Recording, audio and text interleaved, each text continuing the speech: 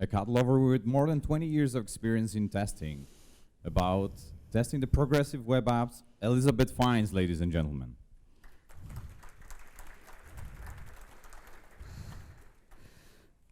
Thank you. Good morning, everybody. So unfortunately, I am English speaking, and I do speak quite fast, and I'm going to try and be very mindful of that. If anybody thinks I'm going too fast, please raise your hand, and I will make a conscious effort to slow down. So this is my talk on testing progressive web apps. All the really bad jokes in this were written by me, so if you don't like them, that's okay. A lot of other audiences didn't either. Okay, right. So this is me. I'm on Twitter as ElizaFX if you want to ask me any follow-up questions that you don't think of in this session. I look like a zombie in my profile picture because my daughter dressed me up for Halloween last week, and I liked the results. I thought it was a great improvement on the way I usually look in the morning. So I've been practicing how to say hello in Czech. So if you're sensitive to your language being said in an awful way, cover your ears now. So, am I going to get this right? Czechia? Okay, that was awful, was it? Thank you.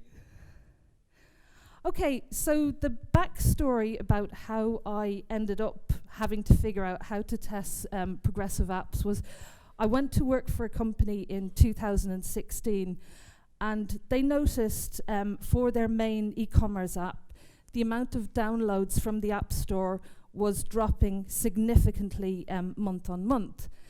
And when they investigated what was going on, they found that a lot of people were just abandoning the downloads once they failed. Now, if you think to download an app from an App Store, you have to be prompted to go to the app, go to the App Store. Sometimes you have to find the app itself if the links aren't right. You have to start downloading. You have to stay in a good Wi-Fi area, just so you know the download doesn't stop. If you are on a bus or something like that, the download might stop. You have to start it again.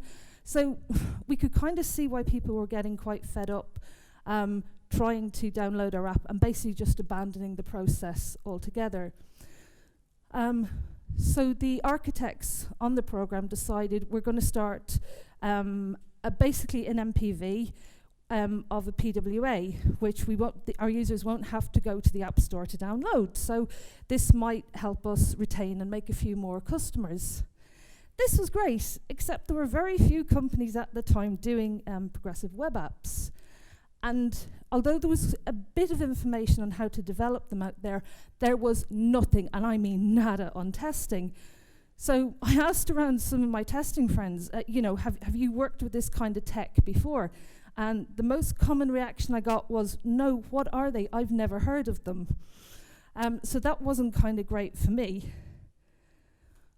But since 2016, a lot has changed, and some of the biggest names in IT that produce their own IT systems have started adopting progressive web apps. And it's very interesting if you look at the sort of spectrum of companies. So there are startups, there are really well-established startups, and there are high street names as well taking up this kind of tech. And that's kind of made me realize in the last 2.5 years that this is a tech that's probably here to stay. And at some point in all our careers, we might actually end up testing these things. But there still isn't a huge amount of information out there on testing them. And what's there tends to be very focused. Well, maybe some of that, but very tool-focused as well. So the recommendations tend to be around going to things like Lighthouse. But actually, there's a huge amount of manual testing that you have to consider with, or exploratory testing that you have to consider with progressive web apps as well. So I decided to put this talk together just basically to help people that kind of are going through the same journey as I did nowadays, with progressive web apps. So we're going to start looking at what is a progressive web apps, and peel apart the different layers of them, and then start talking about actually how to test them properly. Sorry, I'm having a little bit of difficulty here with my scrolling for some reason.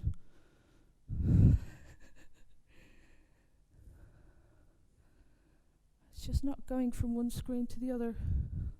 Right, we'll have one more go. Oh, there we go. Just had a little freeze for itself. Technology, eh? Right. So I like visualization of applications.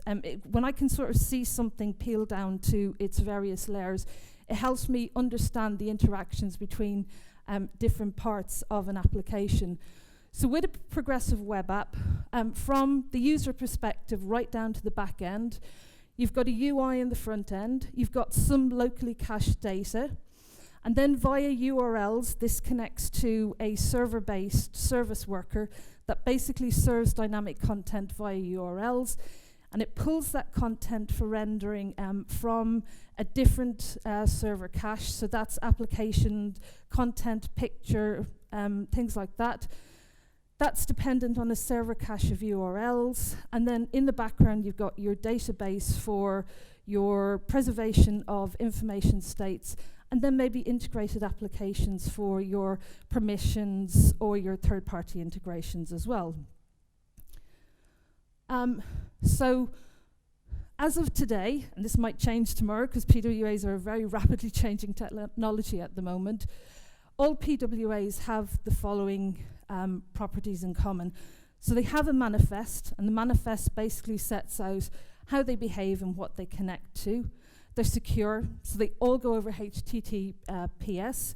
They have service workers that basically control the install of the application. And best of all, if that application fails for whatever reason, it'll restart the install in the background as well for a fairly seamless user experience.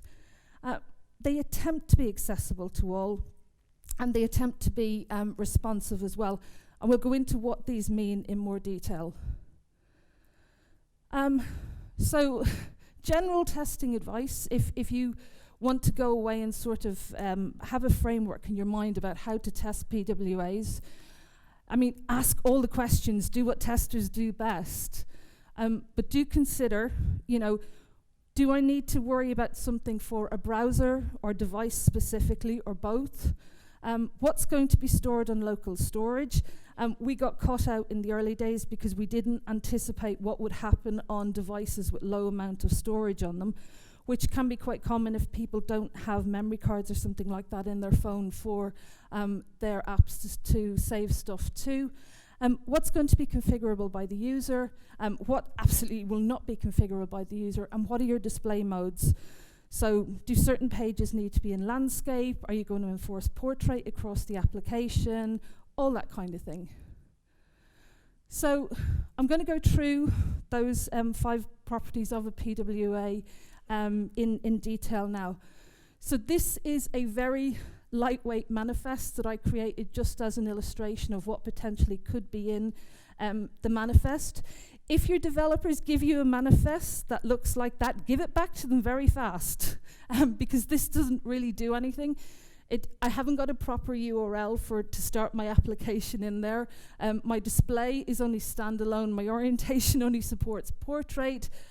My service worker isn't defined, so I won't be installable. And I've made the terrible design decision just to support Android and Windows 10. So, you know, this isn't going anywhere as a manifest, but it's just there. And generally manifests, because of the amount of device support in that, tend to be thousands of lines long. This is just your simplified view. So within the manifest properties, it will talk about all the devices and the supported UI sizes. It will pull the icons that are needed for each type of device and each type of stage of the application as well. So you might have pre and post install icons. You might have icons for various parts of the application to indicate functionality and stuff like that. And they'll all be stored in the manifest. It will store information on the look and feel as well, so that's the background and the general theme, and it'll have the launch URL for your application as well, which will probably be different depending on whether you're looking at mobile, tablet or desktop views. And by the way, once again, if your developers give you mobile icons that look like this, do give the application back to them quite fast and maybe suggest they're not fit for purpose if they're taking up that much real estate. So, testing the manifest. So have you got your application, your short name right across devices? This is really important, especially if you're using different formats for different devices. If your devs are doing stuff like copy and paste, this can be done wrong and you can't launch your application at all. Have you got your icons right for the functionality that you want to donate across, to indicate across your devices? Is your launch URL right? And this impacts the launch of your application as well as the installation. For your installation, do you know the limits of your cache data? And can you test those limits on devices as well to make sure that actually you're not, when you see problems launching your application, that it's not related to it not being able to store any more information on that device? Have you got your background and your color scheme right? Are they accessible and usable for people? Do they indicate functionality if that's what they're using them for? And then the last one, oh yes, entry and exit. If you have a particular exit criteria for your browser, if you want your app to give your users a specific message or indicate a specific state, like you must come back and complete an action later, the application's now paused, whatever it is, do you have those messages right? So I really like, in order to understand how to test stuff, creating it for myself.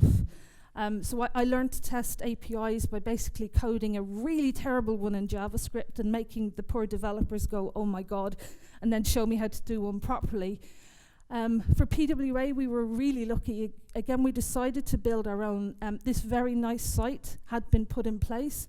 The PWA starter, which will allow you to create a PWA that you can start playing with yourself and start seeing what the implications of taking lines of code in and out of it are, and just see what the art of the possible is. So if your devs are starting an MPV with a PWA that's quite limited in terms of scope, creating one for yourself is a great idea because it gives you an idea of the art of the possible, and it also allows you to start feeding into design decisions as well. So you can say to your devs, hey, you know what, I've seen this, I know this functionality is supported, how about we start putting this into our PWAs as well to support users, to support the app itself, and to support testability as well. So I do urge, it's ever so simple to do. I think it's about 6 mouse clicks. And the only restriction that I found with this, if you're putting it into Visual Studio Code, you probably want to go through the code and delineate it just to make it a little bit readable, because it puts it in there in a bit of a JSON blob. So they're secure. So as a rule, all PWAs that are internet-facing, so accessible to the public, they can only be deployed over HTTPS. This is really good. We want our applications to be secure. But you can deploy them locally for your local development environment without the TLS certificate in place. So then they're deployed over HTTP. This is really good because then you don't have to build TLS into your local environment. The only thing that's kind of, remember to get TLS implemented in the environments that you're deploying them to, and to change URLs before deployment, otherwise you've got an insecure app out there.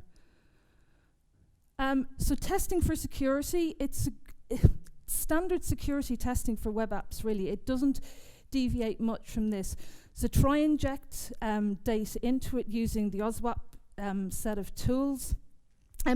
Try and put null data into it. Try and put unexpected endpoints in and make sure that it deals with them gracefully. Now, service workers. So your service workers will control your installation.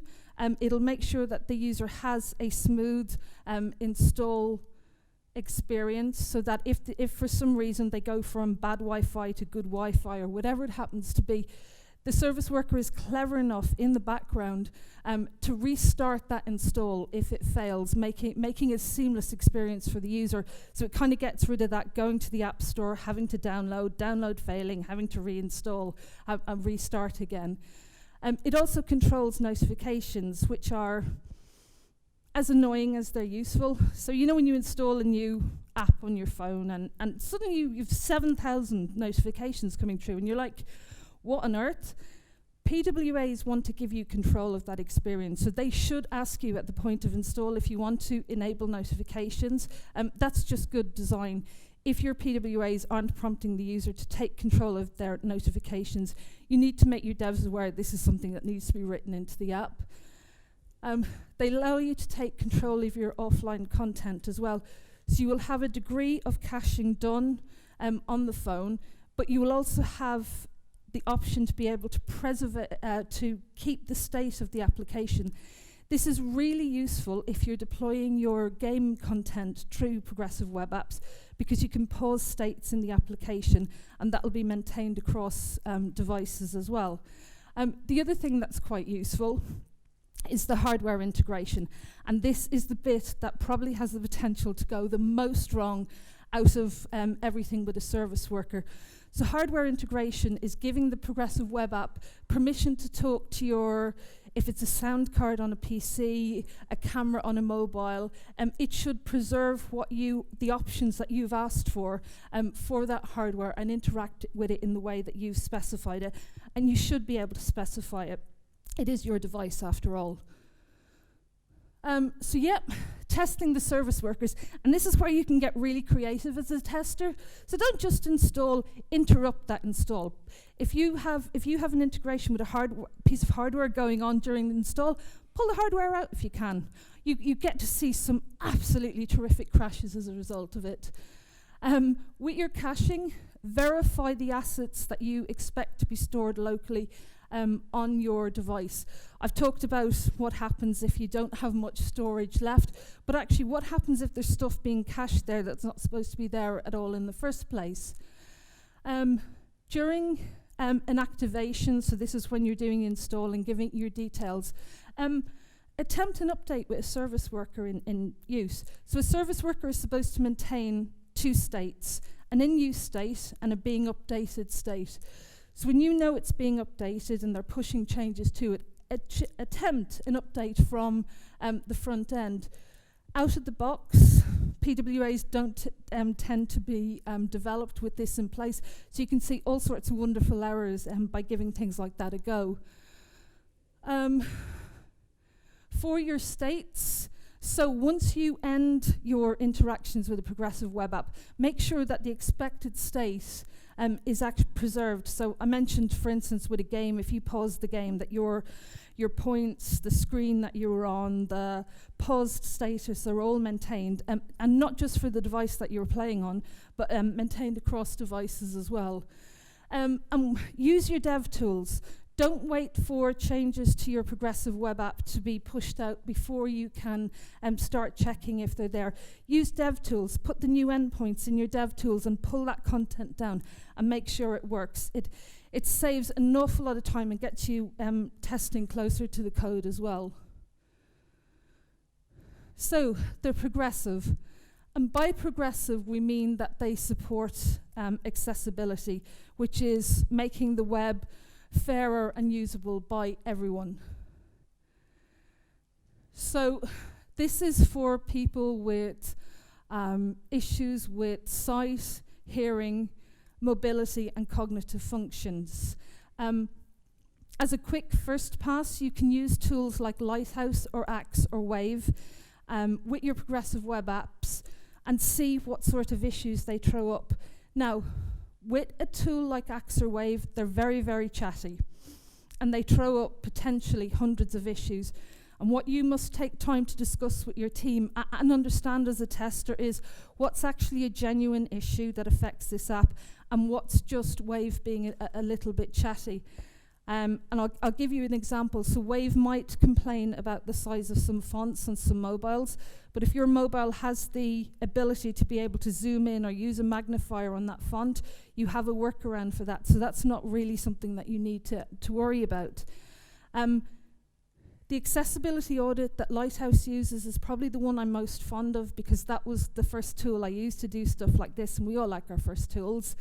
But it runs accessibility audits using the WCAG 2.1 criteria, which is the latest set of guidelines on accessibility. So they are very up to date.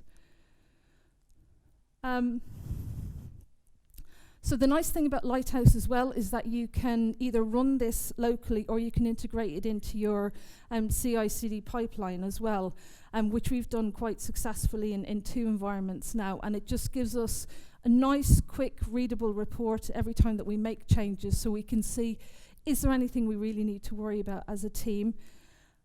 If you're running from a local test environment, Axe is very good at this, because you can just run it from your browser nice and quickly.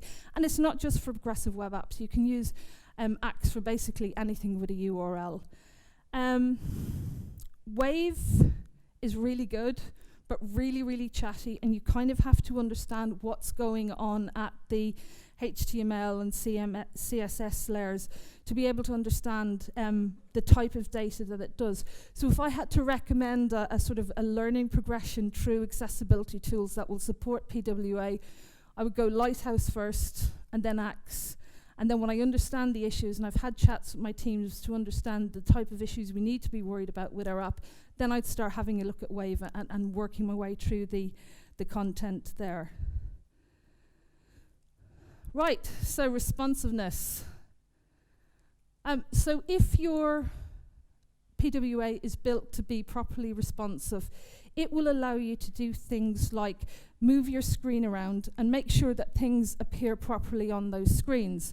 So if I go from landscape to portrait or back again, or I want to enforce an restriction within that progressive web app to make sure that only certain pages in my app, like timelines, appear in landscape mode, it's the responsiveness that helps me do that. Now, as part of responsiveness, you have to make sure that your element relocation works in a way that still makes sure that it's usable by the audience. You don't want to resize an app and then have huge amounts of elements disappear off the end of the screen, because then people can't really use your app. You want to make sure that your reordering is logical as well. We had a brilliant bug the first time that we were testing responsiveness, where search, the little search box up the top, right-hand side where everybody expects to find it, went right down the bottom of the screen, because that's the way the elements reordered themselves. And that was quite annoying, because suddenly you've gone from having quite an intuitive app with search where people expect to find it, to one that's where search has disappeared off down the end of the screen. And then sizing, ensure that your sizing on the UI for all your elements remains consistent as well, because it makes for a better cognitive experience, and it makes your app more understandable as well. So, when testing your PWA responsiveness, the stuff to keep in mind is Lighthouse, what mobile rating does it give you? Lighthouse is really, really good at sort of anticipating how your app will behave across mobile devices. Your page transitions, can you actually still browse through your app once you've changed the orientation on the pages? And your element changes, make sure distinguishable. You can actually still see and use all your elements. So, testing devisively. Does anybody know what device this is? One person. What device is it? That's right, it's a Star Trek communicator from 1974. It always helps me age an audience if I put this in. So obviously there's either no Trekkies or nobody from 1974 in the audience. This is another terrible pun, and my team have begged me to take this one out, and I won't, because I like it. So this is testing divisively. So depending on the device that you're testing your PWA from, you can see a vastly different testing experience on each of them.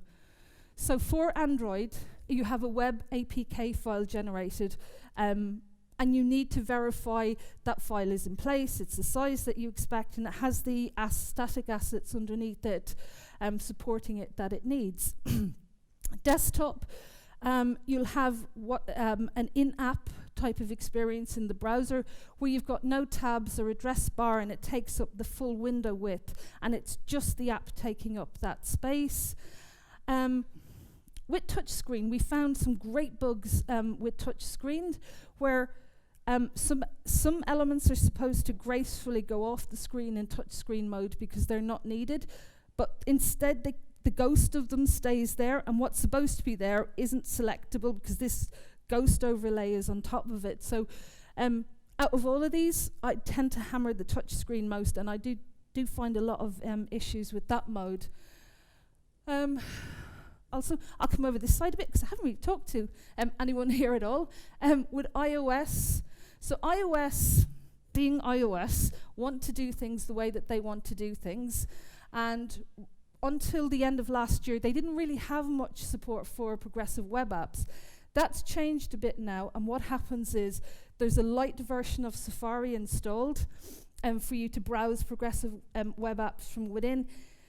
It's still not completely automatable for testing because the only option we have for testing, Swift, doesn't make the transition from installing the app to be able to test the URL, so you have to install it manually, and then you can use Swift to test the endpoints. Not ideal, but hopefully it's something that will be worked through by the end of, if not this year, then next year. So then, testing for specific voices. Make sure the app launcher and all the settings and options that you pick work. Make sure application pack updates work, so that's especially for Android local files. Make sure any intent filters that you have applied on the application work. So if this is part of a workflow, it will be, I want to buy something, I want to sell something, that's my intent within this app. Make sure they work.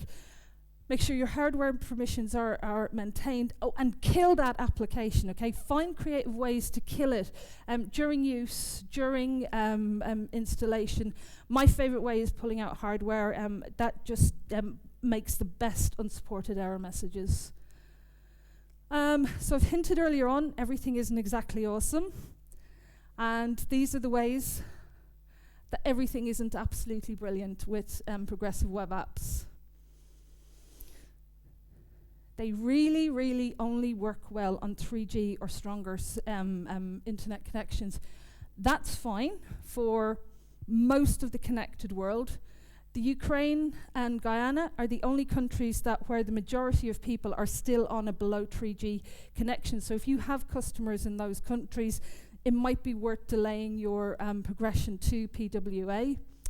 There are an estimated 4 billion people offline in the world, and this is defined as people who access the internet less than 1 month.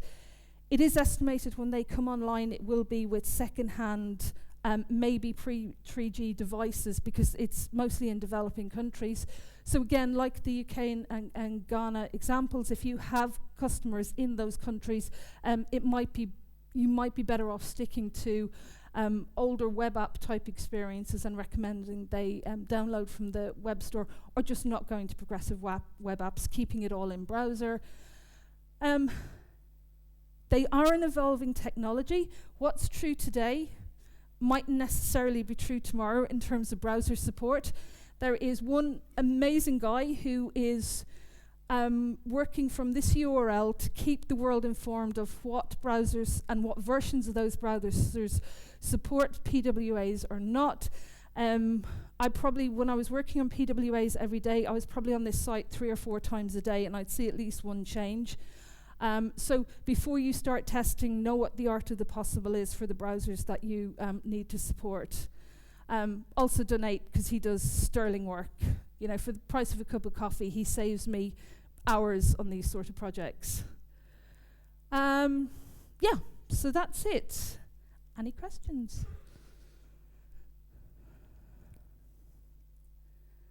Don't be shy. Remember about the app? Right, the first question.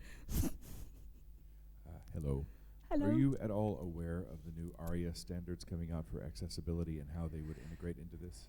So the new ARIA standards haven't been published yet. I am aware of what they are because we consulted a little bit on them, and there is a level of granularity in them that aren't in 2.1 AA. So we're waiting for updates to Lighthouse, we're waiting for updates to ACTS. Wave haven't published any comments yet, so I don't know what way they're going to go, if they're going to support them or not. But yeah, definitely aware. Thank you. Any more questions?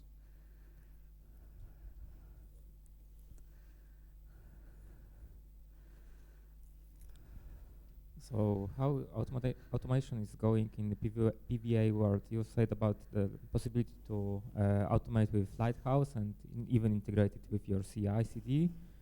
So how is it going with the rest of the parts? Okay, so as I mentioned, Swift is still we're brand new as a way of testing for iOS. The only bit it can't handle is a transition from install to data retrieval, which is a bit annoying. So you have to do the install manually and the data retrieval in code. And that works okay. You've just got to learn Swift in order to be able to work in that way. We've used Appium for Android testing. And to be honest, anything that will send or receive HTTPS requests and responses is fine in the browser. So you could even use Postman for this if you wanted to. If you want to combine an element of UI testing as well, probably Appium is your best for browsers. Thank you.